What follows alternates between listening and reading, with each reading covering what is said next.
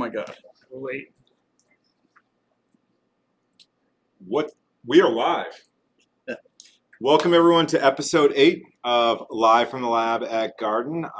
We are super excited tonight. This is going to be a lot of fun. We are going to be doing from start to finish oyster mushrooms. So oyster mushrooms are awesome. If you're looking for mushrooms to grow and you want to just get it right the first time through, oysters are the easiest. And coming from me, like I've screwed up mushroom growing in every way. Always struggle with, it.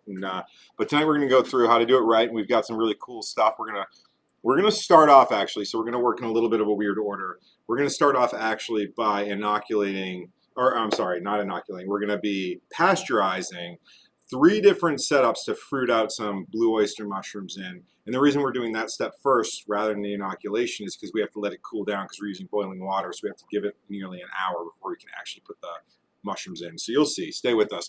So we're going to do that step first, and then we are going to inoculate a bag of a mix of millet and gypsum with this blue oyster mushroom syringe right here that we have. And then about 7 weeks ago, we actually did the same type of bag that we're going to show you. Where's that? Oh, you want to pass that guy to me? Yes. So this right here started off, I mean, you can see we barely used any of this, right? We've used, how much did you use, JT, when you inoculated this? 2 milliliters? So 2 mLs, and it's turned from, just all brown grain to just fully colonized. And we're going to take this guy and break this up into 3 different fruiting bags. JT, do you want to tell them what we're going to do for this? Yeah, so we're going to do a little bit of an experiment. So this kind of mushroom likes hard wood to grow in. So we're going to grow in some hardwood sawdust. We're going to do 1 plain sawdust, 1 sawdust with gypsum that sort of changes the pH and adds calcium. Sorry, guys. And then the other one, we're going to mix in some instant mashed potatoes and gypsum. Delicious. And yep. This will give the... That doesn't show you guys anyway. Sorry. That was clear. Oh. It smells delicious. So, mashed potato. And that'll just give the mushrooms... It's not just a dance. Not anymore. Sorry. It's okay. It gives the mushrooms a little bit of energy, more food source, potential for contamination, but we'll see if the gypsum and the pasteurizing helps. Cool. All right. So with that being said, do you want to get going? Let's start off by getting these going. Should we switch to the phone and we can take that boiling water and hopefully not burn ourselves? Yeah, we can not burn ourselves. All right, let's do this. All right, I'm going to switch over to the phone. Just make sure the right... Oh, the phone is not working. I'm sorry. Guys, we're going to have to... Commander, does your camera work? Yeah, my camera should work. Okay. Let me position it. And, the only thing is I can't see the focus. Shoot. My phone won't connect because it disconnected, and now I need to reconnect it, but I can't do that without cutting the stream. So I'll come over here to talk while you're figuring that out. So these are hardwood pellets. You can buy those at like a Tractor Supply store or hardware store. Usually they're sold for like putting in a wood stove to heat your home. And then Here, let's go to this camera. Sorry, I messed up. Let's see this guy. Then this is gypsum for gardening. We're gonna mix those together. Let's do the first. And now Commander's camera is working, I believe, but it does seem to be struggling. So let's just go back to this. Sorry, bud. Let's see. It wasn't picking up. It was off. I didn't realize that. Okay. So it should be coming up in a second. It is not working. Oh. Let's see. Oh, wait for it. Oh, it is freezing up. Oh, there we go. Okay. It seems to be struggling. Look at that shot. All right, I think we might want to go back to this. Sorry, bud. Yeah, no worries. All right. All right, can we? Yeah, I think there's just too much of a delay for it. Here, I'm gonna unplug this. You want to pull that guy back? I'll try to switch that guy with a different camera. Sorry, technical issues. So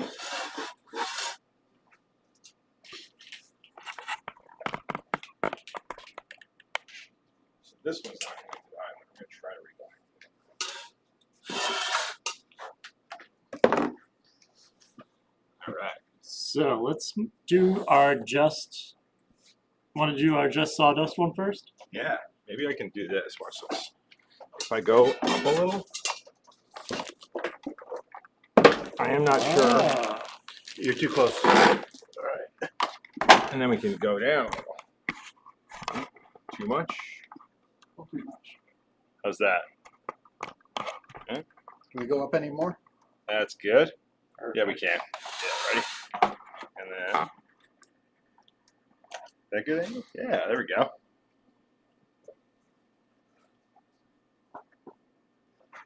So first, let's just pour in our sawdust.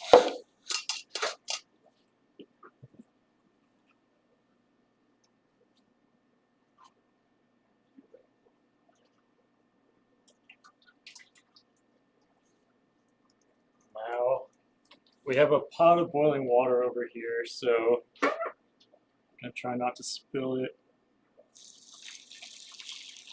on anything important. Nice. Now, I'm not sure if you mentioned it already, but it is a 1-to-1 mixture. Yep. So this is 1 pound of sawdust pellets and 1 liter of boiling water. See, it's expanding pretty quickly. It's absorbing all that water, and hopefully the fact that it's very hot will kill anything that's living in there.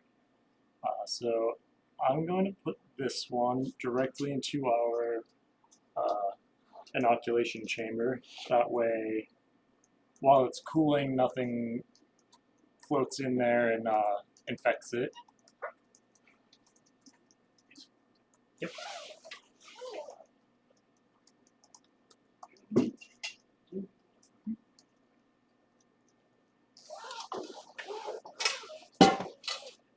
The next one we're going to do is some gypsum and the sawdust. So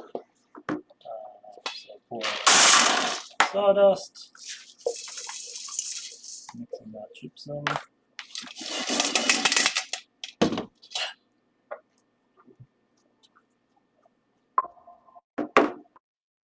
Yeah, surprise, surprise, the sawdust is dusty.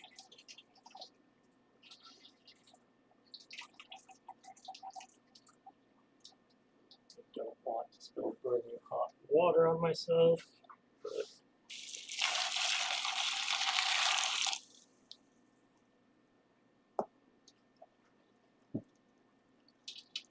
it's kind of satisfying to watch it all soak it up.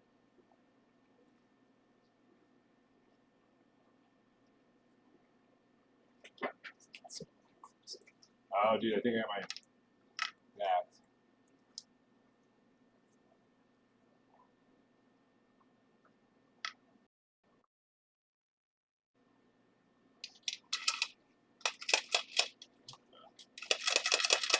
Oh. Oh boy. Smells kind of good. Sorry, guys. Okay, there we go. Yes. Now I got my camera back. Thank goodness. Awesome. Shake, shake, shake, Sonora. Shake it all the time. What's the rest of the lyrics? I don't know. I have no That's it. That's all.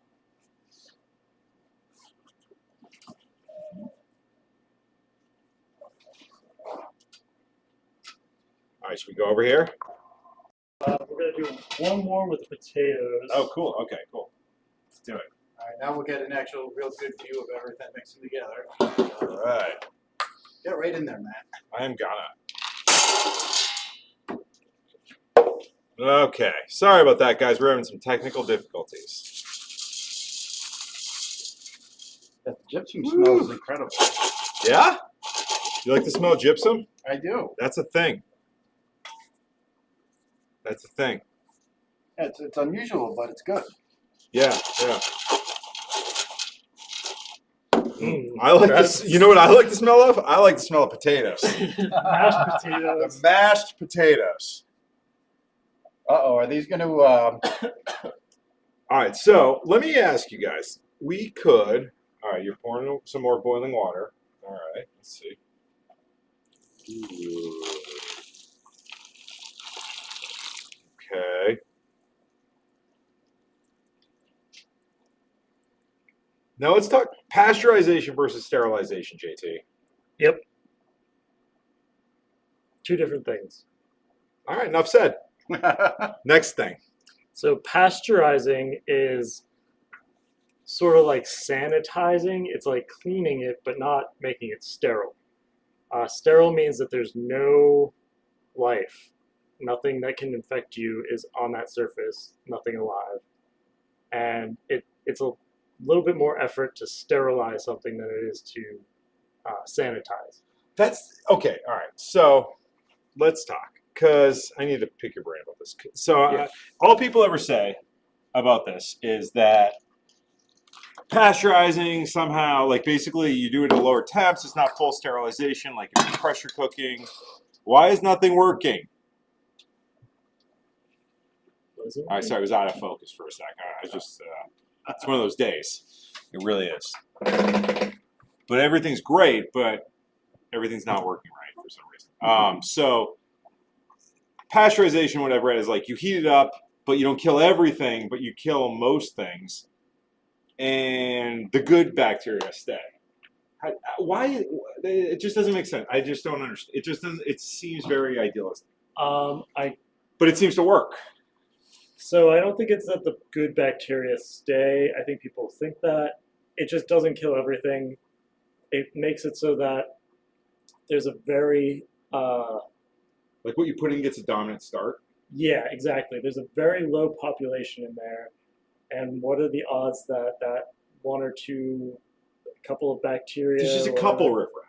Yeah, and what are the odds that they're going to be in their ideal environment, in like the sawdust, or, and if you're putting a whole bunch of spores in there, or a whole bunch of already made mycelium, they're going to possibly have a better chance at starting because their population's already like through the roof. To your point, right? Like once, if you, it seems like once mushrooms are really established, right? Like it's like the stage where you break them up and they're really vulnerable that there's an issue. Once they've really formed and they're strong. We should show the fruiting bag.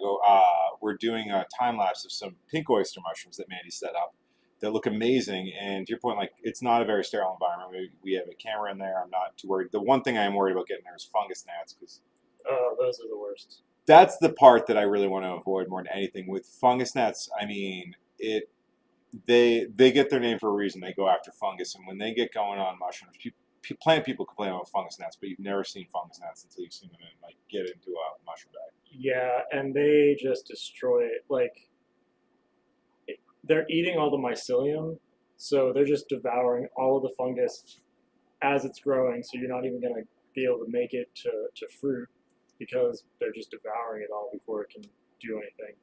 Hey, I just realized those are in there. Yep. And it's getting really steamy. Let me show you what I'm talking about. Are we going to be, and sorry, I'm going to use this I'm gonna vent that a little bit. Isn't that, why did we put those in there? So that no like flies got on them or like dust in the air. Okay, cool. But we need to use that for inoculating mushrooms and stuff. Right. The bag. Okay. Yeah. You know what? I'm going to let JT is taking the lead, that guy. So if this doesn't go well tonight, My fault. it's never my fault. Just want to make clear. Yeah, and that's why I put the cover on this. All right, cool. I didn't think of it steaming up, but I can wipe it off from the inside. All right, cool. So next, do we want to start inoculating, or you want to look at the pink oyster mushroom bag? Yeah, let's check It's actually that out. pretty cool because, tell me if I'm getting a good shot here, by the way. Yeah. Guys. Check this out. It's beautiful. And Mandy set this whole time lapse up, which I'm so excited to see. This is going to be good. Sorry. Oh yeah, that's a good shot. Is that good? Cool. Right here. Yeah, that's yeah, beautiful. it shows the gills really nice. Oh, cool. So, I mean, this is unbelievable. This started pinning, which is, you see these little dots popping up 2 days ago. It's unbelievable. Like, throughout today, this was tiny this morning when I got here. It's unbelievable how fast mushrooms grow when they start going. But, like, at this point, it's fairly impenetrable. I'd worry about fungus nests, but I wouldn't worry as much about contamination. Really excited. Apparently, these pig mushrooms taste like bacon. And when you fry them, I've heard, you can fry them up and I would be excited. look and taste like bacon, so I'm into that. All right, so next, you want to get inoculating the bag? Yeah, did you want to inoculate with the syringe? Yeah.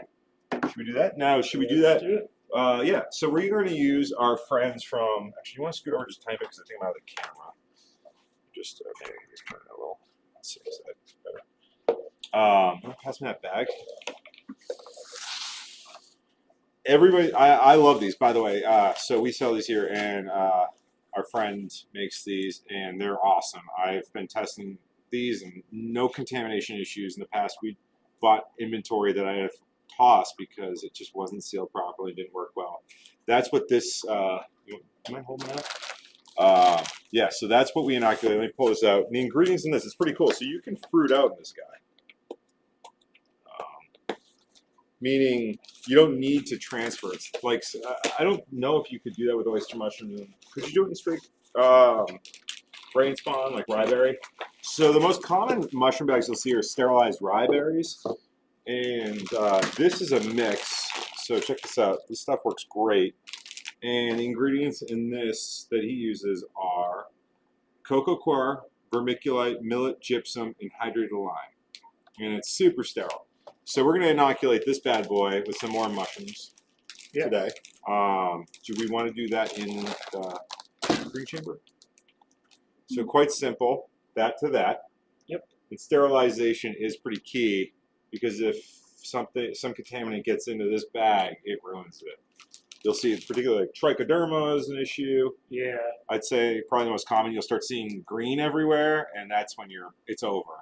If you start seeing that in one of these bags. So basically, clean the syringe really good on your pants before you eject it. Yeah, you spit on it, you know. Yeah. Spit shine. I see a lot of people that they open up a new sterile syringe with the needle, brand new needle, then they wipe it off with a alcohol wipe or they flame it with a lighter. If it's a brand new needle, It's sterile. it's already sterile. But as soon as you pop that cap open in this environment, won't it be no longer sterile? Don't we have to do it in the box?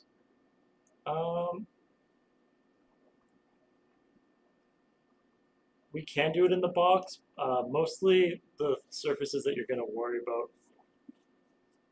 anything getting on would be like the injection port. You know, look, my day ends at 6 p.m. and it's 7, so whatever you feel like doing, I'm down. Let's test it.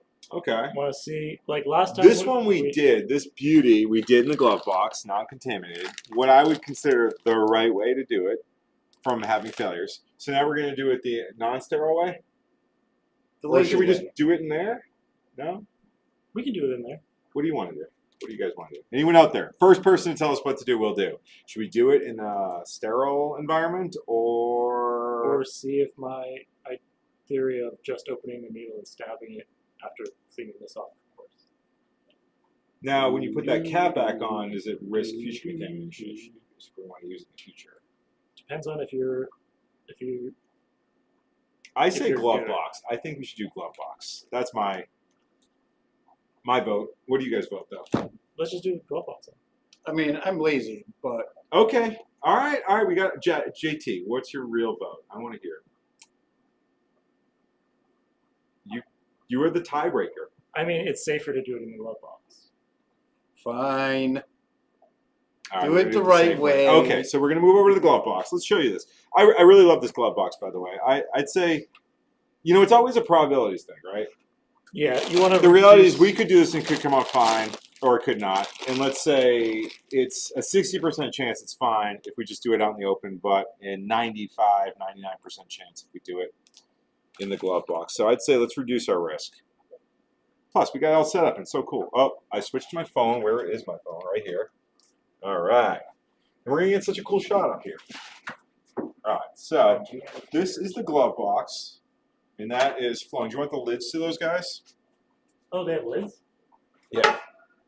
Well, I could have done that all along. Check it out, JT. Yeah, the lids is much better idea. Boom. All right, so I will be on camera. Oh, here's the other one. Thank you.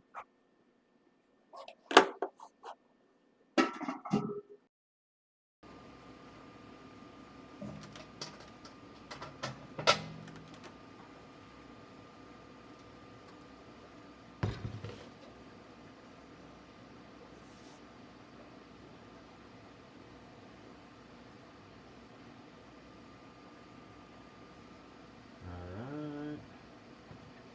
So move those guys out.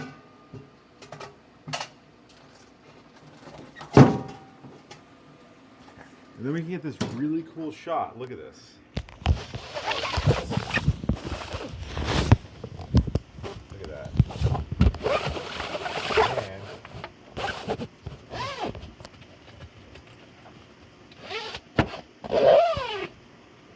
we should do a little side one. Side shot? Should we? I guess we want to. Good.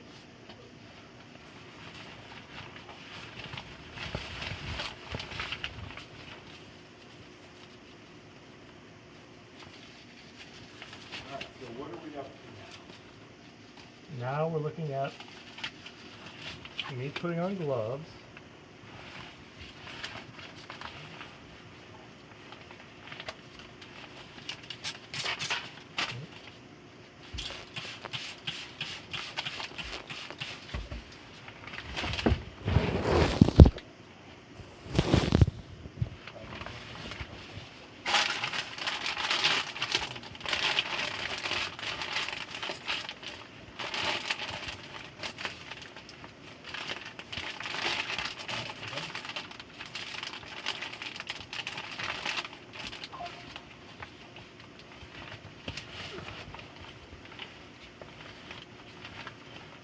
So, needle's already sterile. I sanitized the outside of the bag. We're in the still air box, so there's no more mold spores that can be landing on here. That's why I kind of misted the air to make anything in the air sort of crash down, so it would be floating around. And we can go ahead and inoculate. These are extremely sharp, so be careful when you're using especially with the gauge of this needle. It's like a knife almost.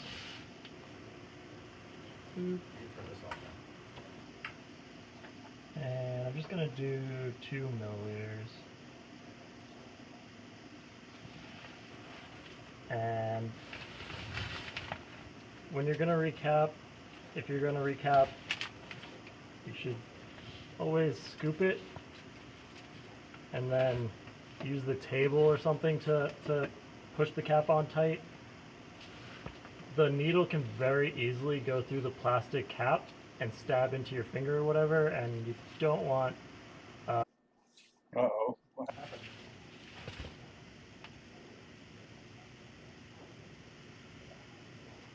Now I'm betting that the sawdust is cool enough to mix in the pre-made mycelium. Yeah? Yeah. Okay, so do you want to do that? Yeah, let's do it. Alright, so Where is the bag of... this is cool enough? That one will do last. Okay.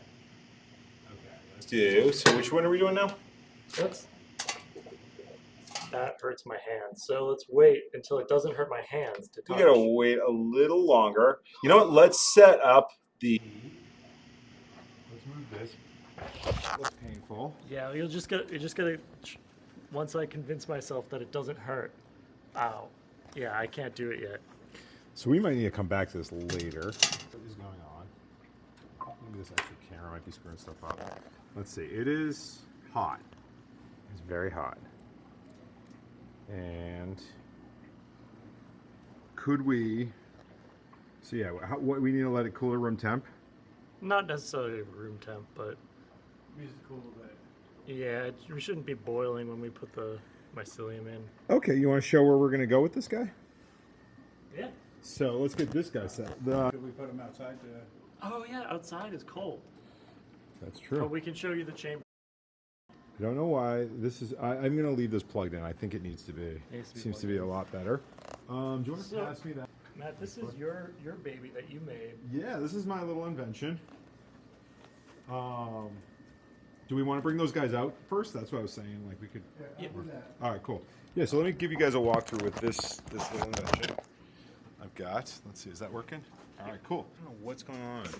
Is that working? I'm sorry, guys, if at home you're having trouble and it's breaking up. I don't know why it's doing this.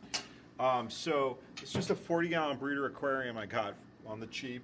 And I took these double panel, like this is like greenhouse paneling that you can buy at like Lowe's, and I cut it to fit the top, and then I cut out, you can see, I cut out this square rectangle in here, and then put this HEPA filtration in here. Do we have to hit publish?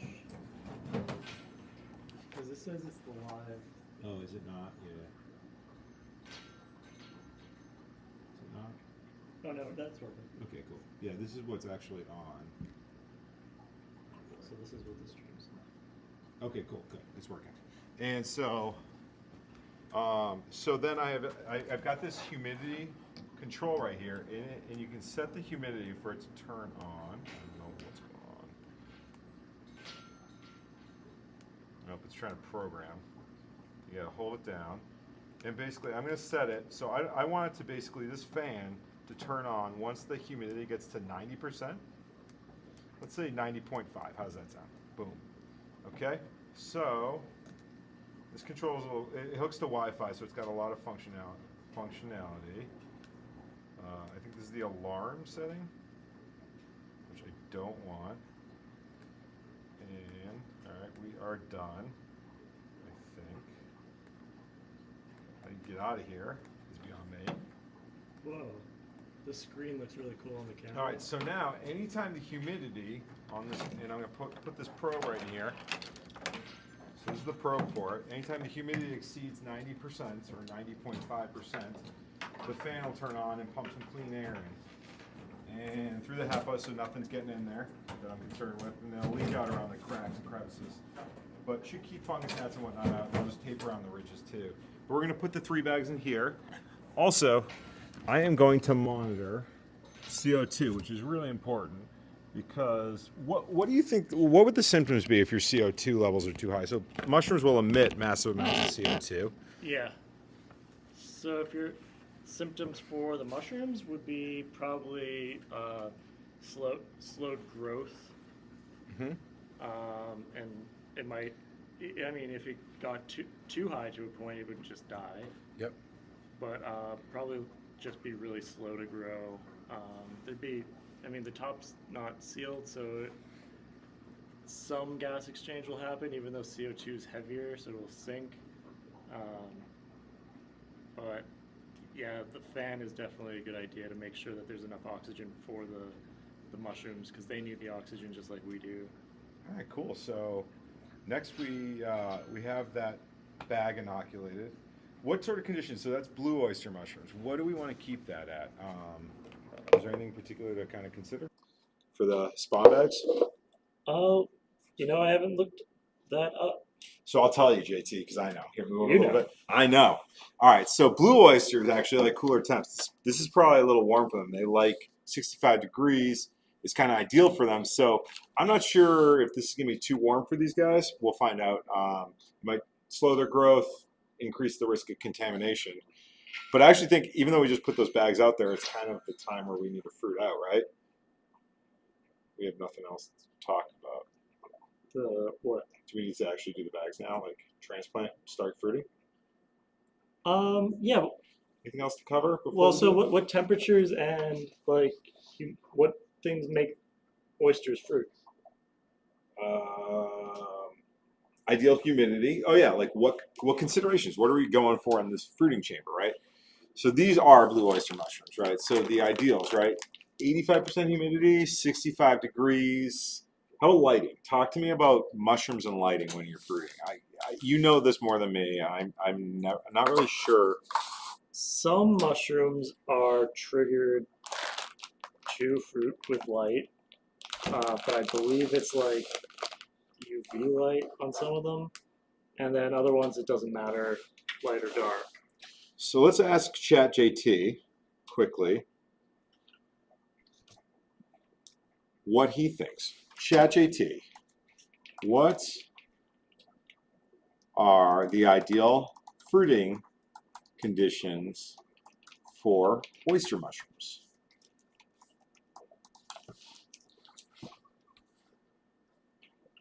And how does light impact them?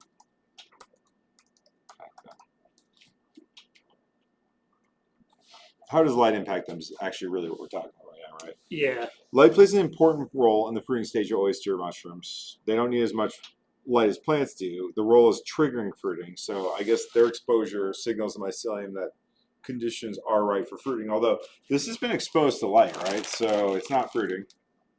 Not that I think it needs a mixture of light and fresh air. Indirect diffused light is what they want. I mean, if you think outside, if you see mushrooms, yep, it's usually humidity but not rain, right? Like that's kind of depends on the mushroom. I don't see them popping out in the pouring rain usually. No, I think it's just when it's like after it rained, the soil's pretty damp. Yeah, they almost seem to wait until like humidity but not rain, from what I've seen. But The I bath am mat, not the bath. I am not an oyster pro, so anyone out there knows better than us, please let us know. But yeah. So you do want to avoid complete darkness. They can grow, but they need light. They won't have properly formed mushrooms, I guess, if it's dark, which I've seen. So I think we're ready to start mixing up the bag. Should I go grab one of them? Yeah. All right, cool. The smallest one is the one we mixed first. Okay, the smallest one. Smallest silver one. I'll be back. Might still be really hot. Cool. They're on the granite bench. Awesome. All right, you guys got to dance long enough. Oh yeah. Like last time. Last time I did a dance because Matt left, so we didn't want to leave everyone bored. So we told him that I was dancing, and all right. Well, I'll dance this time. Commander's actually dancing, so you can come into the screen. No. That was not. Well, he is actually dancing, and I don't know if you've ever seen someone break dance really fast. No. The smallest silver pot. Silver pot. But he's spinning on his head, and I'm impressed because I didn't know his knees could bend that way. Just the way he's spinning and the speed, I think it's like dislocating his knees, so they're going sideways. He looks a bit like a helicopter. Why is the thing blurry? Yeah, the focus seems to be pretty off on the camera. It doesn't know what to focus on. Yeah. Here is the small. Might have to tweak some of those settings. Is it cool? Yeah, it's cool enough. Yeah, sure. Yeah. All right. Well, why don't we stand behind this when we do this? What are you doing here? Oh yeah. How's that sound? Yeah. All right.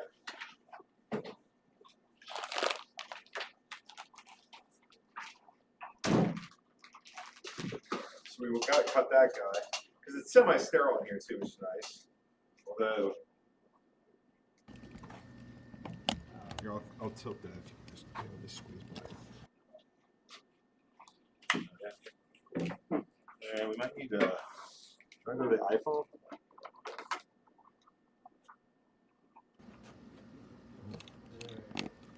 Cool. All right, let's. Kind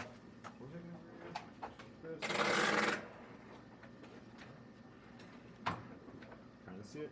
All right, let's do this. So, do you want to bring some sterilization? You want to grab the isopropyl? So we're going to grab the isopropyl. Let's see how hot this is. There's a piece of paper in here. Oh, that's mine. It's probably great for it, right? I need that. Do you? This doesn't feel too hot. I mean, I can put my hands in it. Yeah, that's good. Do you want to sterilize your hands?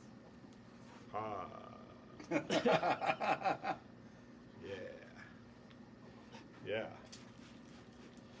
Yeah, no one saw that, right? So if this bag fails, and now I'm putting isopropyl alcohol in here. Yeah, that's good for it. All right, cool. It'll boil off. All right, cool. All right, so it's not parts of it are really hot, but as I move it, it's cooling so quick. I'm telling you guys again, if you accidentally or intentionally create the zombie mushrooms from Last of Us, I'm going to be very upset. We need the other bag, right? We need those bags. Yeah, we're gonna pour it into one of those All right, bags. we're gonna grab those. You want to do this part, dude? I was just gonna break this up. All right. Break it up. Muscles. Should I pour this in there? Yeah. You got it, Matt? Or do you want to mix some of this? I mean, I definitely would love a hand. Want to do this? You know how messy I am. You know, if you want to do this. This I think, is a two-person job. All right, cool. Yeah, it's one for the bag. All right, should we put this guy closer? You're right. Maybe we do get this guy. Yeah, I think get it as close as we can. Let's see. Did I do that? Oh no, it's good. It's good. It's good. All right. You want to mix some of this into that stuff? Yeah. Oh, should we do that in there? Yeah. Yeah. Let me video. Yeah. Let me capture the video. So yeah, we should mix some of that into there, and then that into there. Yeah. Cool. All right. Let's do that. If that makes sense. All right, just tell me what to do, JT. Now that we're breaking up, does that still look fully colonized? I'm starting to question how well this is going. Oh, well, I mean, we broke up all of the chunks. Okay. Chunks of mycelia. Should we have done this weeks ago and let it refill and then you can break up bags? All right, cool. You want to cut that thing open? Yeah. Your knife? Not sterile, but doesn't matter. Let's get a scalpel. Right. Right. Right here. Boom. Here you go, bud. Thank you. Careful. Yeah, let me make sure the right mic.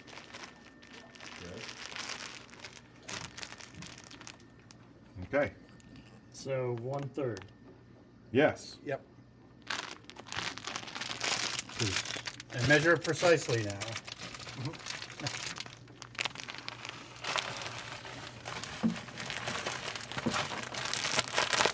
Now, should it colonize more? No, it looks pretty colonized. Okay.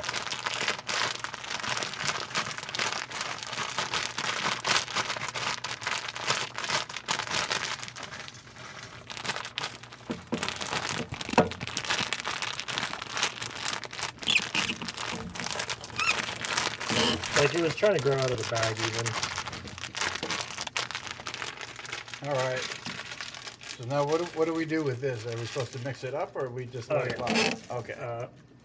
We could put the lid on and shake it up so that we're not touching it as much. That's probably the smart idea.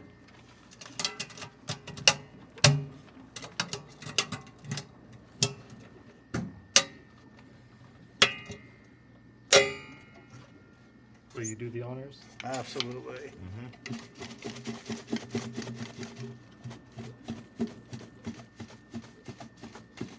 He does 30 minutes of shake weights every day. Oh yeah, you know it. Is that still a thing?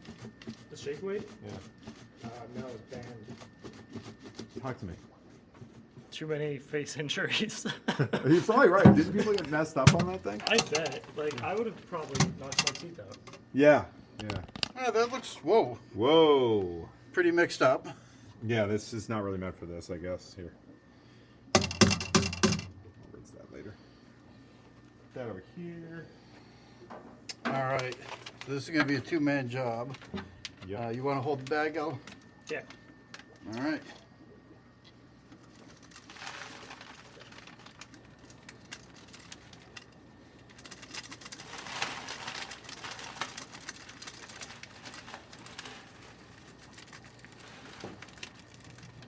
I cannot see what's going on, so just tell me if I need to adjust. Oh, no, you're doing perfect. Maybe we should do it the other way so the camera can see. Oh, Oh, yeah. That's the cameraman's fault. Whoa. Oh boy.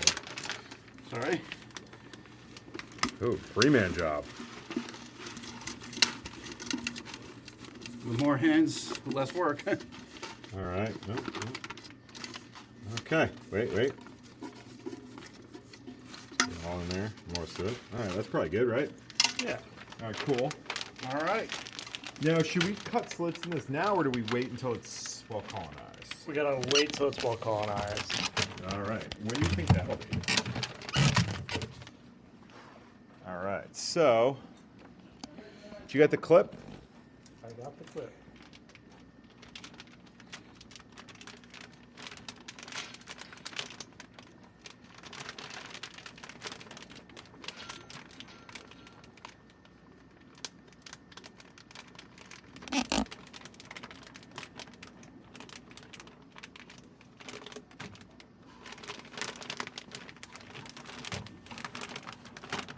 Now, we should probably should we get that out of there? What do you think?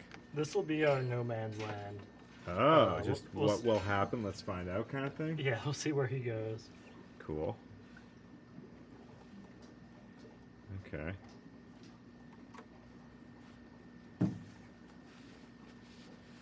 All right. Bachelor number 2.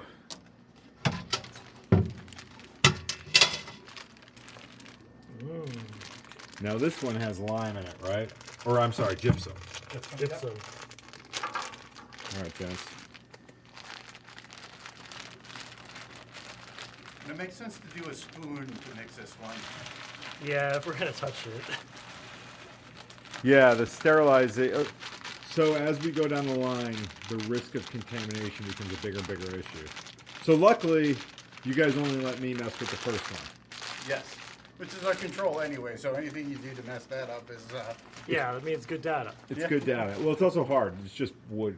So if I contaminate that, I'm really dirty. so, Yeah, no comments. Well, the gypsum should be what helped pasteurize this too. Cool. So this one's reduced risk.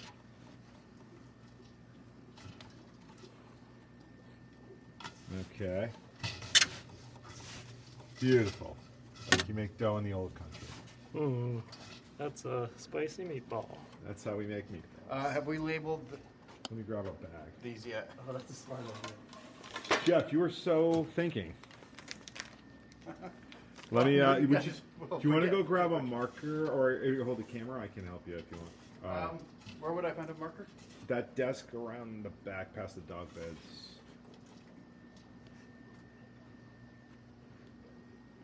Mm-hmm. Ready to rock? Ready for the bag. Okay. Let's see. I guess I could do that. Yeah. Would it be easier to label it before we fill it? Yes. Logical steps. So, wood plus, what is it, gypsum? Yep. Wood plus gypsum. IUM or YUM? IUM, right? Some. GYPSUM. Oh, could have sworn there was something else in there. There might be. Q's at the end. That's where it usually goes. The last letter. And I'm just going to write control on this one. Yeah. Straight wood.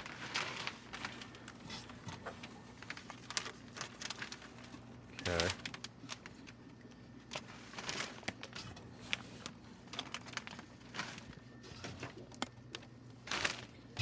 Oh, for some reason this thing likes it doesn't go up and down sometimes, and it's just So wait, you over this way? Orientation? yeah. There it's going now. Do you want to hold this guy, Jeff? Or actually, I think JT's got it. You can grab the last one too. All right. Or actually, yeah. And you want to write? Yeah, awesome. Yeah, you want to grab the last guy? Thanks, man.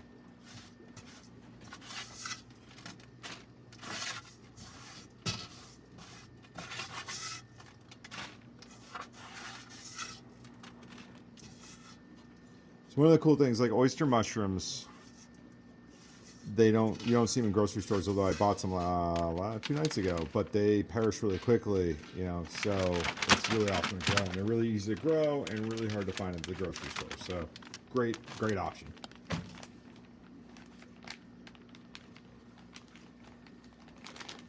What are some other ones that you've tried to grow before? Lion's mane, reishi we did. Remember that? Oh yeah. Things That one actually came out. That's sort of like growing up like antlers kind of. Yeah, that one was awesome. Yeah, we did like an antler reishi. It was kind of like a beginner's luck one too, because it was one of the first ones we did. It came out great. It was awesome. It was these beautiful antlers. I got a fruiting bag for reishi that was really awesome. And it's funny. I thought back to it, and I did it, and it was so easy. And so you'll see these kits now available, and they'll send them to you, and they'll just say spritz the mushrooms with clean water. But if the humidity's low, like getting your mushrooms wet with water, what I've seen doesn't do them much good. You tell me, and you can't really spritz them to overcome 20% humidity. Yeah. That Monty Dome setup though, a seed. Let me just show you guys again.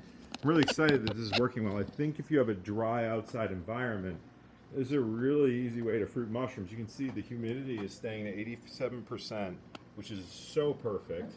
The mushrooms are coming out beautifully. I worry a little. We put these little mesh insect netting around these openings so we can open and allow more airflow. And that's not to keep it sterile, it's just to keep fungus gnats out. So, and it's been doing that so far. So I'm really excited that's working so well because it's a really cheap way to have a, good environmental controls. That being said, if it were really humid in here, it would be way too humid in that dome and we wouldn't even need the dome. We could just leave it exposed. But if you're in a really dry environment, using a seed starting dome like that, working great for us so far. We'll keep you up to date though. All right, last but not least, Potatoes. Now this because of the potatoes is at a really high risk or much higher risk of contamination. And that's because the contaminants need more food, so if they have access to that extra food, which is the potatoes, they have a harder time eating just the cellulose and the lignin and whatever in the sawdust. So giving them food will give them a chance to take over. Yeah, it's funny. It's funny. Like mushrooms can survive and ultimately live in like wood chips, which most organisms can't do much with. So it's pretty neat that and then you create these really energy-rich environments like these spawn bags, and it allows the mushrooms to grow much quicker, but they're not the best competitor in that environment, which is why sterilization is so key, because there's so many other organisms that can do so much better in a situation like that, like bacteria and other fungi. And so while they will grow incredibly fast in that situation, other things are even more adept for it. And raw wood is really what a lot of these mushrooms do best in. Or that's really their environmental niche, but they're not going to grow as fast as in a high energy environment. So, make any sense of what I said? Yeah. Yeah. And it's interesting because a lot of the plant community, there's microbial inoculation that you do to make your plants grow bigger. And there's specific species that you want to do because you know that they can help your plant take up nutrients or whatever. And that's just not in the mushroom community yet. Well, not popular or quite as studied. Dude, that's a great topic. Like symbiotic microbes for mushrooms. Yeah, there was a paper about what is that armor or something? It's for plants. You put it. Armor aside? No, it's a microbe. Armory. Yeah. A bacillus blend. Yeah, it's a bacillus blend, and there's a specific one of the species of bacillus in there supposedly has symbiotic relationships with fungi, and that is possibly because it kills trichoderma. Cool. Very cool. Things that will kill trichoderma but not kill edible mushrooms might be a good thing to look into. Oh yeah. Oh yeah, let's bag that thing.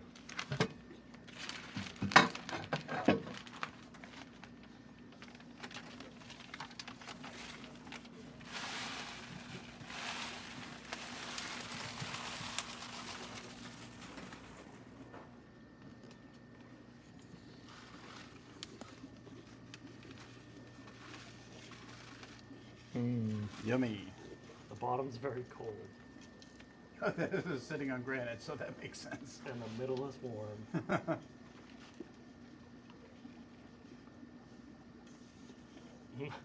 Oh, there's the potatoes. Oh, did they all clump together? So Oh boy. nice. Oh boy. Bad texture. I don't like that. That's where the issues occur. Yeah, so this is probably the most likely to be the zombie Yeah. fungus. Now, if it starts getting contaminated, should we pull it out pretty quick so it doesn't Contaminate the others. everything else? Yeah, and you'll see that before you open the bag, so not that big a deal. It'll be contaminated inside of the bag rather than all of them exposed to each other. All right. All right, cool. There we go. Look at this. So, anyone out there, what do you guys think? Any predictions? I'll tell you. What is it going to be like Three Little Pigs? Where I actually don't remember the story to that. The middle one. A wolf eats them. Yeah, wolf ate all of them. That's true. Okay, so No, the wolf didn't eat them all. Oh yeah, because they had a brick house. the brick Last one- house. The brick house stopped them. So which one's the brick house? I guess it's a terrible metaphor. I take it back. Okay. Maybe this is more like the bears. The bed's too soft, or Yeah. Goldilocks. Goldilocks. Yeah. Okay. Is the middle one just right? You know, a little Probably. gypsum. Probably. Gypsum's probably the safest option. The middle guy. And this one had too many potatoes. Yeah, this one's way too soft because it's going to just grow everything. Yeah, And then my this one's too hard. There's nothing else but. my prediction is the one with potatoes starts off awesome and then gets contaminated. And then we realized it's contaminated because the mycelium from trichoderma looked pretty similar until it turned green. This looks great.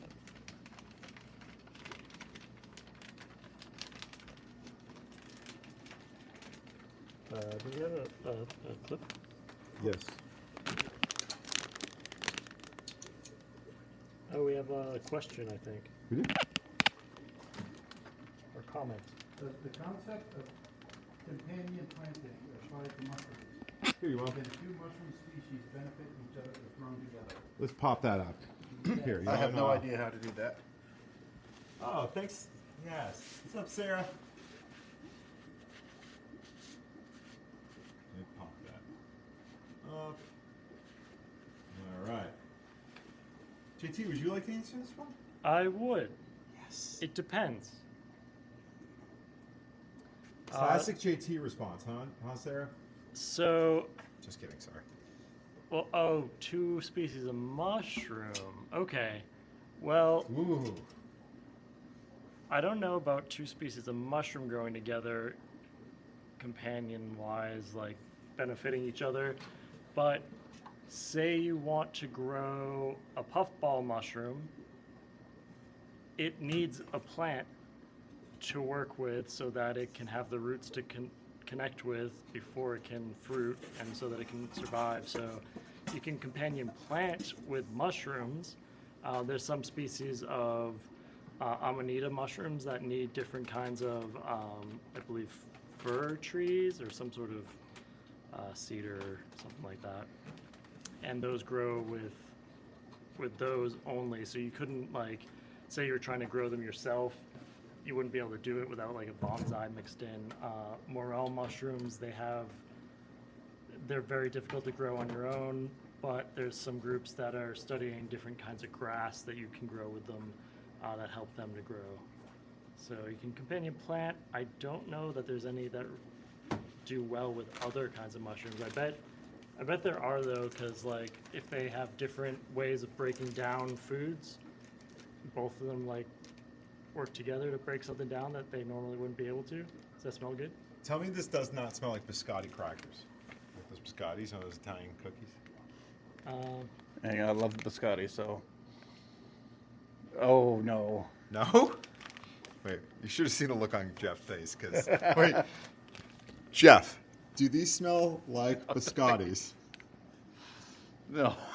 No, they don't. Oh, I love mushroom. I love eating mushrooms. Now, I'm kind of curious, and I know very little about Could I eat mushrooms and fungus in general, but I know that, like, the forest is just basically one giant fungal network, right? Tastes good. Probably. Okay. It's like biscotti. Should you be eating that? Hey, Matt. JT said I could.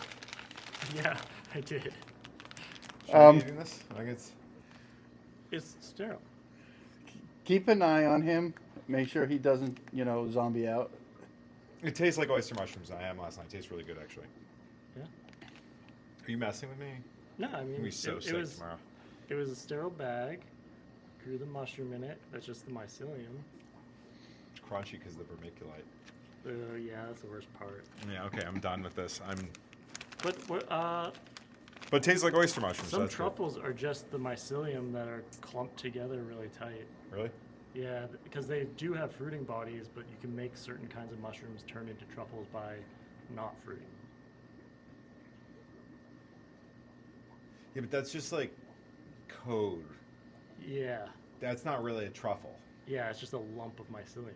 Yeah, isn't that more like the cubensis community? Yeah. That's the only people I've seen referring to that. I think it's some like loophole in some country. Yeah. For psychedelics, I think. But it's just like a chunk of really tight mycelium. Yeah. But I bet you could do that with other mushrooms. Yeah. And maybe it would be amazing. But only, I guess, like when you get the oysters, I don't know what if people have a preference for like certain parts. Last night, actually, I was like grocery shopping. If anyone has sorry, we'll take your comment off. But there were different oyster mushrooms. Some were bigger, some were smaller. I was like, man, do you want the ones with big oyster mushrooms, or do you want a bunch of little guys with lots of the root matter? I do think with oysters, you want more of the actual mushroom. It's funny, people like the standard is to not want a lot of stems. Mm-hmm. The stems people don't like.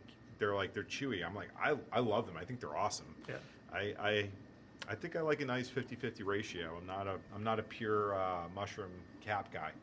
And are they button mushrooms that are a different life stage of why? Which mushrooms are those? That it's just young, the same species. Let's see. Hey, chat. Hey, chat. Hey, I don't chat. even know what to ask. You know that thing that happened that time? Yeah. Of course, everybody knows that thing that happened that time. Really, I can't even tell you. I really want to eat. I want to eat more of that. Can you switch the camera? No. Oh, you want me to switch the camera? I think that might be good. Okay, fine. I'm holding it as steady as I can, but All right, there. We switched the camera for you. Come hang out with us. We miss you.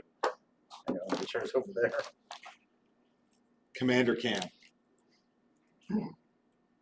This camera seems to be struggling to focus. Maybe there's something on the lens. I got lens cloths. Yeah, maybe it's because we're on a really low budget and bought a really cheap camera. Oh, and it's sideways. Yeah, it likes it that way though. Prefers it. Yeah. So maybe we just switch back to the phone. Portobello mushrooms, white button mushrooms. Okay. Criminy? Agaricus bisporus. They're all forms of a single mushroom? Yep. What? So. Oh my gosh, I did not know this. Yeah, the little white button This mushrooms. is insane. This blows my mind. That you buy are portobello mushrooms. Just younger. Oh, wrong way. This is a much better camera. Yeah. It's just sadly my phone. Now, could we hook We can all just of our clip it to cameras that. up to your computer that way? I have an old iPhone that I can't use. I can only do one at a time, unfortunately. Oh, so even like with other newer phones. Yeah, at some point. All right, here's the deal. When we get to 1,000 subscribers, I'm gonna get a real camera. What? A red cam? Is that what the super expensive like $1 million cameras were back in the day? Oh, cool. Yeah. No, I was just gonna. I mean, like my budget would be like $150. Which is, I'm joking. I hope we get a nicer camera. But yes, thank you guys for all the patience with the technical stuff.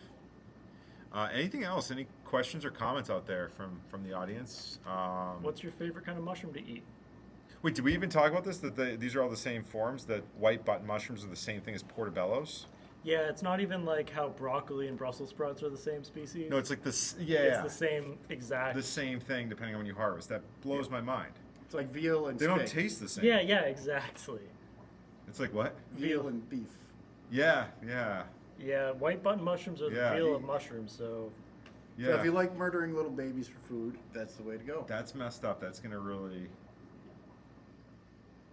change my. I'm all portobellos now. I actually think portobello tastes. I feel like they taste different, right? yeah. Yeah. They're more expensive too, I I mean, think. Ooh, oh, what just oh, happened? what did you do? Oh, we're still live. Oh boy. Did the camera? Oh, there. Nope. I don't even know. I pressed the I pressed the D on the keyboard by accident when I was trying to type. Never. Do they taste different? Is it just in my head that they taste different? I mean, I imagine it would taste a little different. Yes. Like that blows my mind. I can't wait to tell Mandy about this because Yeah, I had no idea. she loves eating mushrooms. She's like, the point where last night I was like, if I said I don't like eating mushrooms, would that like impact our marriage? I was like, but I do. I love them. I love them, Mandy. Lion's mane are really good. Did we already talk about that? And she has the best recipe for cooking them now. Lion's mane is supposed to have all sorts of health benefits, isn't it? They're incredible. Supposed to. Oh my gosh, lion's mane. I want to do I want to get some lion's mane going next. That's what we were talking about next round of doing these. We should do another mushroom setup like this. Get it a little more refined. And lion's mane are incredible. They're not too hard to grow. Oh yeah, they're pretty easy. So I have a friend who forages mushrooms, which is pretty cool. He also has a micro farm. Cool. Oh, that's cool. Lion's mane. You introduced me to them and told me like they taste like lobster when you cook them a certain way. And didn't your mom make? She made lobster casserole with both lobster and the lion's mane. You couldn't really tell which one was. They're so good when you cook them right. The texture's like lobster, but the health benefits are insane. Dinner at JT's after? Yeah, so that sounds. I know. I'm like my mouth's watering. I love lobster. casserole. Mom. Lion's mane casserole. Yeah. If So, your mom, ever needs an extra person who will overeat until they're sick, I would love to come. Oh, I don't think you can even like overeat it. It just, I felt like I could continue to eat it over and over and over. It's not like it's going to give you gout. Yeah. Yeah. And here's I want to talk about like lion's mane. Like we should probably be talking about oyster mushrooms as the topic, but just a quick preview for a few weeks from now. Let's say episode 10 will be lion's mane. Let's do that. Yeah. Cognitive health, nerve growth factors, they contain compounds that can stimulate synthesis of NGF, which plays a role in nerve damage repair, neuroprotective effects, anxiety and depression relief, immune system support, digestive health, heart and metabolic health, antioxidative properties, anti-cancer potential, skin and wound healing. It's unbelievable. It's like a miracle product. I think, and I have a hunch, like I believe that humankind, like earlier and thousands of years ago, consumed lots of mushrooms. It was just Probably part easier. of our diet. We would find mushrooms and eat them. If someone didn't die eating it, then everyone was like, all right, that's a food now. Yeah, I think that was a major part of our diet, and I think now I think we aren't consuming nearly the proportion that we historically did. I think it's funny we're consuming things that, if anything, like when I read about these things, like we're consuming things that do the opposite of this, and we're not consuming the antioxidative, mental health properties, of lion's mane. Something interesting about mushrooms, they contain chitin, which is also In their cell walls, right? which is also in insects. And you know what is an insect or a bug? Lobster. Lobsters. Lobsters is bugs. So I was just having a conversation about My this brother the other day. hates lobsters because he's afraid he doesn't like spiders. He sees them as that. Oh, they're more like cockroaches. But yeah, I love lobster, but like I can't eat lobster on the shell because looking at them makes me just think cockroaches and lose my appetite. And you don't eat cockroaches. No, I don't. Why not? Well, fingers crossed. You I'll have, probably- by the way. How many cockroaches? Let me ask chat. How many cockroaches Has Commander eaten? does the average person eat in a lifetime? Well, you know, Eat in a lifetime. when people It's become, gonna say none. when people become allergic to cockroaches, which you can get an allergy to them by handling them, breeding them and stuff. They also usually Oh, God, this is become actually gross. allergic to instant coffee. Wait, what? Usually, when people become allergic to cockroaches, they also become allergic to instant coffee. Oh god. What's going on there? I'm not allergic to cockroaches, just dust mites. I was surprised they tested for cockroach. I got an allergy test, and there was only like 30 things, and cockroaches was one of the things. Yeah. Well, when you're grinding up a bunch of coffee beans, There's or cockroaches the in it. dried coffee that cockroaches are standing on, sometimes the cockroaches get ground in with them. So, according to the FDA, Are cooked. all right, we're And back. All right. Sorry about that, guys.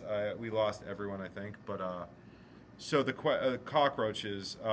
So according to the FDA, I'm not sure where we cut out. Processed foods like peanut butter, chocolate, and canned fruits may contain small amounts of insect fragments. E.g., examples would be cockroach legs, ants, or aphids. And through a person's lifetime, the average person consumes 1 to 2 pounds of insect parts. That makes sense. That's a lot of insect Yeah, parts. speak for yourself. No, But, that's like- average people, right? We're not talking about us. Yeah, But think about this. The average person lives to what, like 75, 80 years old? I've now? probably 47. already eaten that many. Yeah, that's gross. But think about how many cockroaches that is. But it's not all cockroaches. How It's many all insect cockroaches parts. would be if? How many cockroaches would be in a pound? Cockroaches would make a pound. Well, we have cockroaches. Why don't we weigh one? Oh, God. come on, just give me a number, please. 1 to Okay. 2 grand. 0.1 to 0.2 grand. Okay, so 3,000 cockroaches. So we're Ooh. talking the average person at the end of their life is eating around 5,000 cockroaches. Wow. That's good. 5,000? Equivalent. All right, I But gotta ju- do some math here. But hang it's on. just their legs usually. You're not going to do better math than ChatGT. No, I want to see what this really translates to. So you said 5,000 pounds, Yep. or 5,000 cockroaches. Right? Yeah. 5,000 cockroaches. Another interesting thing, like roly-poly bugs or pill bugs, they're crustaceans. They have gills. All right, so I think that number is a little suspect because that's saying that you eat about 0.17 cockroaches a day. Yeah. Yeah. That seems really high to me. Dude, we all just split a Reese's peanut butter cup bar. Like, we probably each ate a cockroach in that thing. No, think about it. Like Yeah. the cockroach is like filled with All right, it. here, let's bring it back to what you were talking about earlier. You were Yeah, saying but how much of a cockroach is the 0.1? disturbing amount of wood, what was it, sawdust, Oh, yeah. that can be added to chocolate William- before people notice? William Osmond on YouTube made a video of how much sawdust can you put in chocolate before it's noticeable or before it's bad. I forget what it was, but That's... concerning. That I don't mind. I mean, you know, the truth is bugs, like, If they're They're cooked, healthy. it's good to know, actually. It means you really Protein. should They're a You good, can great source buy- of protein. Like people say that they're the next, like big Oh, food source. I mean, mealworms So are like much. 50% protein. yeah, they're better protein and healthier than like beef. Yeah. You can farm them vertically, like Yeah. indoors. By the way, not this episode, next week we're going to be doing, if it's cool with you guys, I posted cloning, aeroponic cloning, build an aeroponic cloning chamber Okay. with a tub, you know, super easy. And then I thought the week after that, though, mealworm cultivation. Yeah. And also dry composting, right? Because Yeah. that's kind of a concept. I've never heard anyone say even dry composting, but the cool thing about mealworms is you need a totally dry environment to the point where like even me dealing with them, their metabolic activity increases the moisture content to the point where it's detrimental. You need Yeah. like really good airflow. Yeah. But it's nuts because especially if you have chickens, if you put a pound of oats in or grains in, you'll get a half a pound of mealworms and a half a pound of frass, right? And either of those are like 10, 30 x more valuable and expensive than the oats you're putting in. Right? At the wildlife center, we used to breed the mealworms. We had a big Rubbermaid bin just with the frass left over, Yeah. and they just dumped that in the trash. Oh. And how much is one of those sacks of frass? One small box of frass. Yeah. Was it like $25? Yeah. I should tell him like, hey, I think I started. Jack's been getting that stuff now too. Okay, because I filled the bin with it. Nice. You have a big bin of it. Sick. Yeah. Frass is really expensive, and the stuff you get commercially is never gonna be as good as that either. Right, because it's going to be sawdust. It's all sawdust. Yeah, it's got so much filler in it, for sure. And that's feeding the animals, producing Yeah. fertilizer, Yeah. and then like free food, free fertilizer. So it's just a no-brainer, and you were telling me a while back that they can break down like styrofoam and stuff. Yeah. There's some bacteria and some of the gut bacteria in the mealworms is able to decompose styrofoam, Wow, that's nuts. and then you can make it's frass, but it's not just little microplastics. It's disintegrated into Smaller microplastics? smaller. No, Is it microplastic? Does it actually? It breaks it down into Wow. smaller organic molecules, but it's not Sweet. plastic. So it's actually anymore. breaking down probably Right. microplastics even then. That means Yeah. if it's consuming like, yeah, very cool. And so, some mushrooms actually can do that. They can also remediate oil spills. Was it oyster mushrooms that they used for that? Oyster mushrooms. And I want to talk about the benefits before we sign out of oyster mushrooms. Remediate waste. But they used it on a plot of land that was Excellent for waste remediation. Mycoremediation is the term. What cool. Lignin degrading enzymes. Petroleum based, they can break down petroleum based There we go. hydrocarbons, pesticides, synthetic dyes. And so those are like crude oil. They had an oil spill on this piece of like land. They put compost with that oil spill soil, grew these mushrooms in it, and were able to remove the petroleum-based crude oil from the environment. You know, and this is interesting too because they also are really good at like picking up heavy metals, which Concerning. is concerning if you're growing oyster mushrooms because you know that sawdust I don't know, it's hardwood. I don't know what the heavy metal concentrations would be, but nonetheless that is something mushrooms, it's like a double-edged sword. They're really good at pulling things up. Some of it they break down like those plastics and whatnot, but Some of it they just heavy hold on to. metals, they are not nuclear reactors. They're changing the atomic structure, you And know. then we spread it out by eating it. So instead of being concentrated in that piece of dirt, it's dispersed into the people and into the Is that animals. good? Is that good? The solution to pollution is dilution. That sounds great. I love that. And if it rhymes, it's mean, got to be true. Yeah. I I mean, you spread it out. But I feel like that's not really good. Like if you took that whole Dude, this stockpile smells of like nuclear biscotti. waste and spread it around the world, I'm pretty sure that everything would die. I mean, every person. Where did the lead come from? This is the. gasoline? I mean, I feel like it was concentrated And deeper where, in and the where earth. was that? I was thinking about this. The conundrum. This is it, right? It was concentrated like deeper into the earth. Mining activities is basically placed tons of heavy metals at the surface, Yep. and now they're just spreading everywhere, and they're impossible to get rid of. And yeah, Like organic inputs are almost always.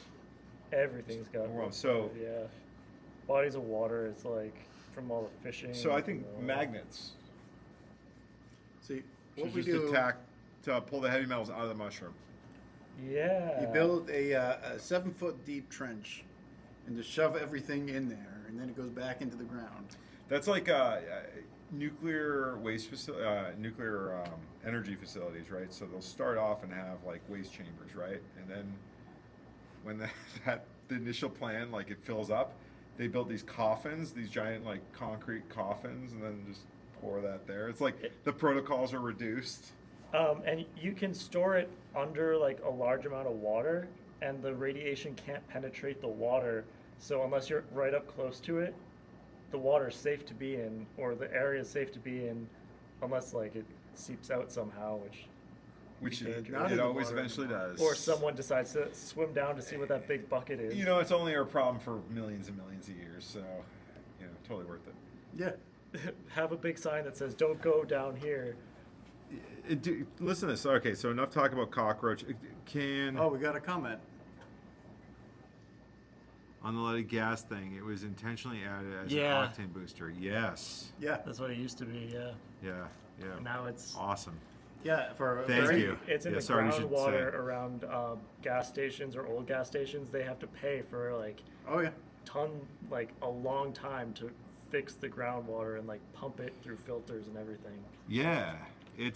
Thank you for that comment. Yes. That's a Yeah. great factoid. And it's just, sometimes there's a lot of short-term solutions. Heavy metal, it's funny, heavy metals like concern me more than microplastics. To your point, right? Like, I think microplastics will be broken down over time, but heavy metals, They can't be broken down. they can't It's be. just If you ever Nuclear want to know, fission. like, it's a concern, especially for organic farming, right? You look at, because a lot of organic waste products are then turned into fertilizers, and you can look at like the California Department of Agriculture forces everyone to submit testing for any agricultural inputs. And- So you can look at them, and it's shocking some of the levels of lead. And these are what has been sent in for submission too. It's not necessarily This is like their best this is their samples best that they're samples, sending in. and they're Yes. like just concerning. I And think it was in so hard to Massachusetts, the get to cannabis that. industry, when cannabis was legalized in Massachusetts, heavy metal requirements were so low that it made organic farming really, really, really difficult. I remember hearing one guy, I talked to one commercial farmer, and he was telling me about how he tried using lobster compost in his farm, and he failed, heavy metal testing because of it, because lobsters are accumulators. Because they're just eating the detritus. So actually, before we get too far from it, just really fun fact about the whole leaded gasoline thing. So when they were like looking into it and being like, should we allow lead in gasoline? By the time that they got around to questioning this and testing, and there was lead in every corner of the environment, like in the air, and they like, oh well, that's just normal. There's always lead in the air. It's just the baseline.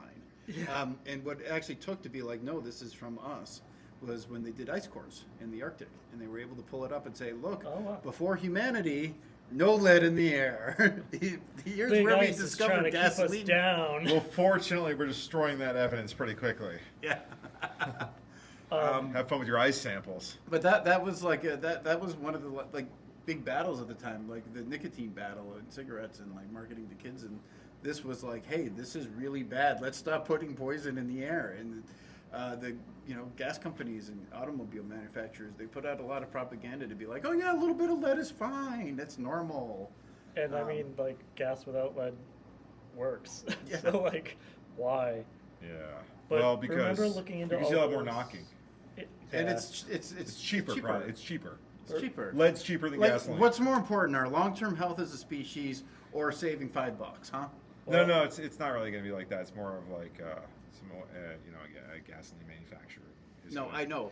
Yeah, The yeah, gasoline totally. Yeah, manufacturer. Remember how hard it was True, to true. find, like, the lead content of certain ingredients for foods versus the organic fertilizers? Yes. Like, we couldn't figure out the lead or, like, heavy metal content for some of, like, the food ingredients we were going to use as fertilizers. And this ties back to why, right? And why consuming mushrooms, I think, is really important, right? It's almost like while they are good at uptaking heavy metals, they're also really good at helping us address the issues that contaminants in our environment create for us when we consume them. Right? Like, I'm going to read off some stuff with oyster mushrooms, right? They're really great as far as vitamins and nutrients, tons of B vitamins, potassium, iron, zinc, immune system support, antioxidants, beta-glucans, heart health, cholesterol reduction. They have lovastatin, a compound that helps lower bad cholesterol, blood pressure regulation, antimicrobial, anti-inflammatory, blood sugar regulation, support diabetic management, brain and cognitive health, cancer fighting potential, anti-tumor properties, gut health, prebiotic fiber, and eco-friendly. And by the way, they taste awesome. Most important to me, actually. So Mushrooms are hit or miss with me, honestly. really, Like a stuffed portobello, oh, delicious. okay. certain dishes like chicken Diane, the mushrooms, also very good. Oh, stealth mushrooms. See, I'm a purist, right? Like, Oh yeah, you just eat them raw out of the yard. I like them raw or like cooked in just some butter, no salt, Butter is so good. just freshly cooked. You know. Apparently, you don't want to put salt on mushrooms though. It basically Oh, no, that's sucks the slugs. moisture out of them. That's slugs. Yeah, but if you're gonna eat slugs, you don't want to salt them first. It really destroys the texture. Ask Lucy. Oh, We had boy. to call poison control when she was 3 for eating slugs. That they can be toxic, yeah. They told us not to worry. Well, certain ones. Yeah, this one was okay. This was it. This slug. That slug was okay to eat. Yeah, that one was But good. that one. She was good. Eating whatever she can get her hands on. I mean, that's definitely. That's my kid. Yep. That's my kid. Ben's a lot pickier. He's more like Mandy. So, yep. No slugs for him. Yeah, none. No. Only escargot. Yeah. Me and Lucy. Yeah, no. How many slugs? I don't want to ask Chad that one. I don't know. Cockroaches is gross Possums enough. love eating slugs. Really? Yeah. They just go and like eat all the slugs they can find, and they just like go to town. So JT's amazing. In addition to being the rad scientist every Thursday night here, he is also an incredible rehabilitator of opossums. I'm a rehabilitator of possums. He's really good at it, though. I love possums. He does love possums. Did you get a They're tat? cute. I got a tat. Do you want to show the audience? Yeah. It's pretty sick. This is Jezebel. Who's Jez? I didn't know that it was This is one of my possums. I can't. Sorry, I'm stripping. Just take it all off, JT. All right, we need a blur Give thing. the people what they want. Thanks, Sean. Now the views are gonna go way up. Yeah. All right, me too. Look at that sick tat. Oh, wow. And no one. And this man. Oh, there's some mushrooms, Sick. some plants, Some lichen, it looks Some like. guns. some possum. Yeah, her ears are like shaded the same way that Jezebel's were. This was one of the first possums that I rehabbed. Not the one that No. Yeah, Okay, no. cool. Not that one. they want to talk about. That. But she came back to visit a few times. I like would hear something rustling in my shed, and I'd like turn on the light, and she was like, don't mind me. I'm just gonna crash here tonight. I hope that's okay." Yeah. That his possum. He's amazing, and opossums are so cool. They're the like garbage people of the ecosystem. Do you have any right now, or I have one. really? Yeah, gotta overwinter. She's too small to release, so if they're like not about 3 pounds by October, it's gonna be too hard for them to like keep up and fend for themselves in the cold because they're not really built for New England. No, they're. You did possum Yeah, research. when I was in college, I had a job or a volunteer thing where I would help. A PhD was studying opossums, trying to figure out whether opossums could survive in New England. They never used to live this far north. Could they live here without human habituation? And basically, what she found was the ones that were like off in the woods wouldn't be able to make it through the winter.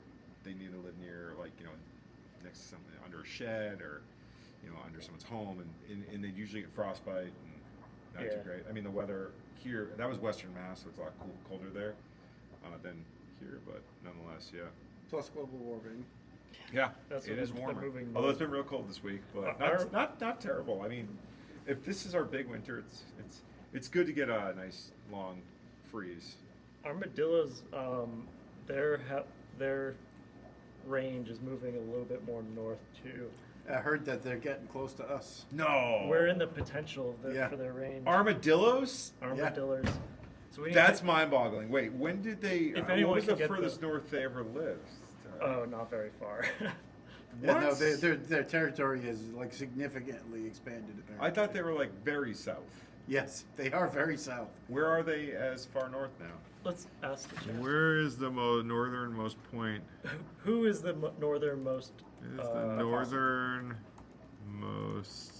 armadillo? point? Oh, I armadillo, can't stop smelling the Scotty armadillo.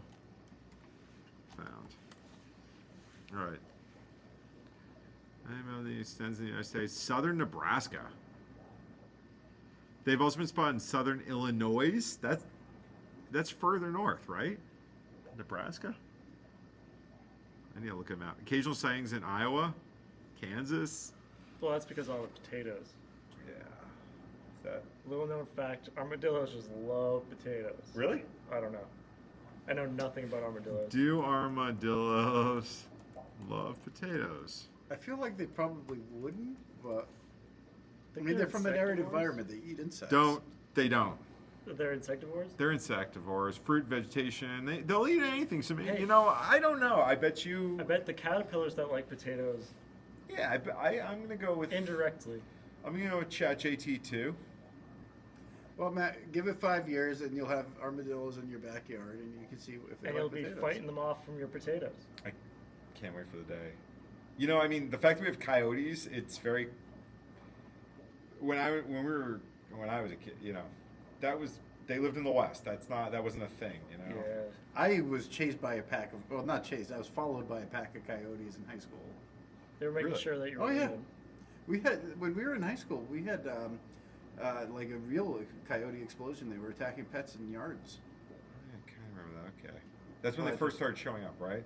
That's when they really first started making a huge presence. But I remember them when I was really young too.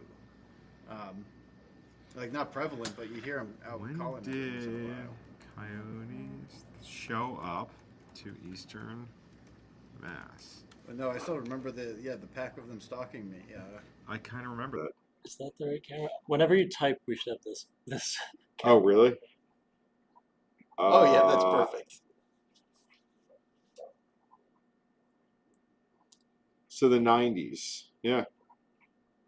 Okay, yeah, that makes sense. And when will the wolves come? So a friend of mine hikes They're here. Western Massachusetts, found wolf tracks. Cool. Well, it's not even going to be that simple, right? Because it's like Well, there's a lot of mixed with coyotes. they are, yeah. And the really crazy part is their DNA. It's like like most coyotes, is like 10% wolf, but also equal, like about an equal proportion of dog, right? Meaning they can now interbreed with wolf and dog. Great Danes. And I've definitely noticed. Oh dear God. What does that remind you of? Cerberus? The salamanders that have the 3 different species of salamander that are now parthenogenic. It's a salamander that there's an overlap between 3 different species of salamander. The way that it ended up working out genetically, Wow. because of crossbreeding, they became parthenogenic. So they just asexually reproduce. What if that happens to coyotes? That I don't know if any mammal asexually reproduces Yet, yet. I guess we live in a world where it's funny. I feel like the further I don't know if this is just the times are getting older, but anything seems possible. Nothing seems impossible anymore. So yeah, I'm just waiting to see that. Look at the cletuses. So here you go. Ready? Coyote DNA in eastern coyotes, right? 60 to 84%. 60%. That means like they're almost. Some of them are almost half something else. And wolf DNA is 8 to 25%, and dog Wait. DNA is 8 to 10%. Those numbers don't add up. I guess they kind of do. Yes, I guess they would. But Wait, so 60% is coyote. yeah, so they're not coyotes anymore. Like At most 84%. yeah. There, like when I lived in Colorado for 7 years, and there were coyotes there, real coyotes. And I remember going there. They're like, they're not very big. They're totally, their behavior's so different. I would take my dogs for walks in the evening. You'd hear them like making like the noises they make are different. The way they behave, the way they interact, the way they hunt. They were totally non-aggressive. So, yeah. What is the definition of the word I'm saying? What word? Parthenogenic, probably. Parthenogenic.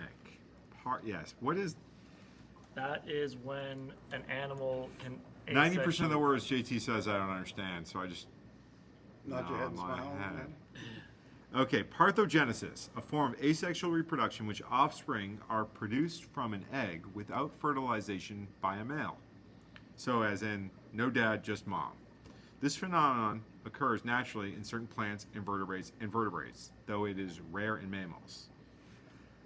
Does it ever occur in mammals? I mean, rare. So basically, implies not it's just a unheard female without a male having babies. Experiment in 2022 in China. Scientists in China successfully used genetic engineering to produce viable mouse offspring from 2 female parents. But That's a little different. Because you still have a genetic mix. You're basically just. yeah, because so what happened? But in they've the- demonstrated basically scientific research. It hasn't been done, but it's been proven that it could be induced. It is possible. And so the way it happens in like Cletus, our blue crayfish, Yep. or your blue crayfish, it is a polyploid, so it just has an extra set of chromosomes so that the eggs are viable without the sperm. So it's 3 sets of chromosomes. So do they separate and then recombine? Like, so wait, why is having a 3rd chromosome make it possible? Third set of chromosomes. 3rd. So it's It's- chimerism? I don't think so. No. I think it's just the way that the so Like they have 3 chromosomes. They're I don't know. triploid. I don't know if that's. I know it's polyploid, so it's multiple set. One more. It's an extra set. I don't know how many normally. But basically, instead of only having half of the chromosomes in their sex cells, like normal, it has 2 sets, so it's able to be viable. Now, the two sets would be identical, presumably, or Possibly.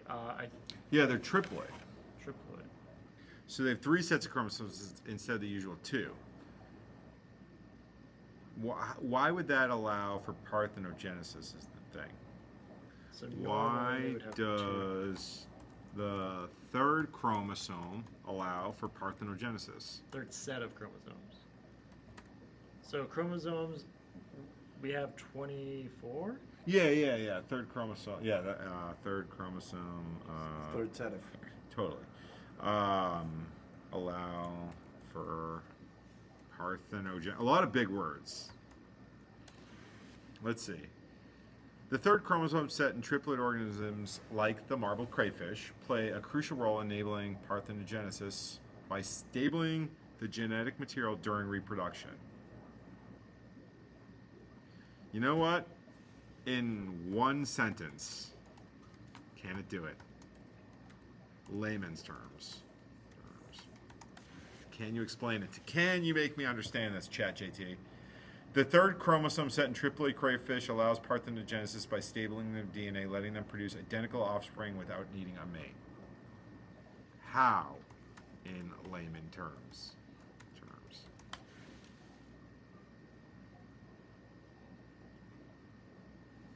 The extra chromosome set in triploid crayfish makes their DNA more stable. So instead of needing a male's DNA to complete the egg and make it viable, the egg can develop on its own into a perfect clone of the mother.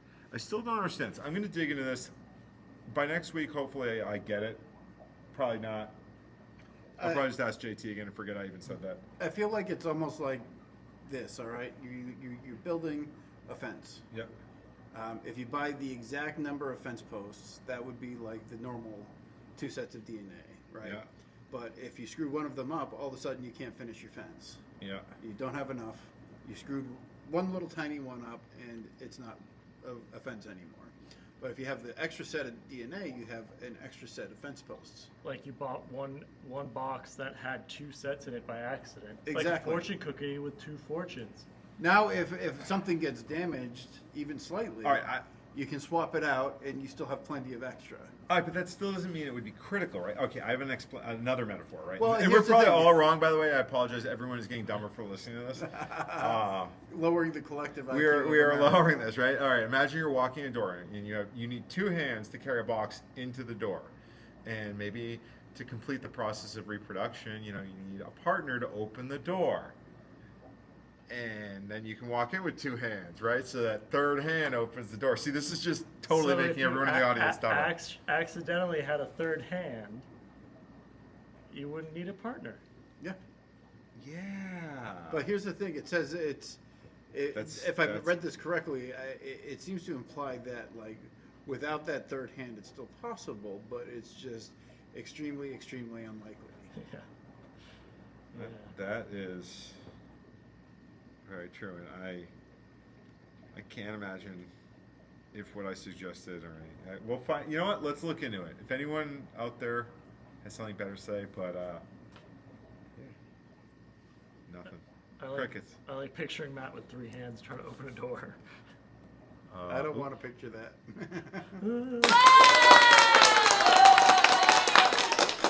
That was a lot of hands, right? I don't know why All that. clapping. If I had a third hand, I'd have one to operate the stream deck. It'd be sick. So yeah, I think you guys have anything else you want to cover? Do you want to do a bottle flip? What's that? Want to do a bottle flip? What's that? Oh no, You failed. I don't even know what what is it? it's a bottle. You just try to flip it so it'll land on its. What? On the cap? No, on the bottom. Oh, really? Oh, I can do it. Oh, I'm just gonna break something. Yeah, We should stop doing this. All right, Jeff, you gotta do one. You gotta do All one. right. We'll move everything out of the way. Oh. Right on the keyboard. Yeah. That luckily. Well, We can't do a bottle flip. It would have been cool to say goodbye on that. we're just not that cool. But anyways, Uncoordinated. thank you, everyone. Add it in post. Yeah. Add comments if you have any questions for next week. But next week we're going to be covering. We're going to be cloning some plants. We're going to set up some aeroponic cloning. I think if anyone has any suggestions or questions that you guys want us to do, but I was thinking we could build a aeroponic cloner, cheap and simple, Cool. and clone some plants around here and have some fun. Nothing crazy. Sounds like a good time. All right. Thanks, guys. Until next time.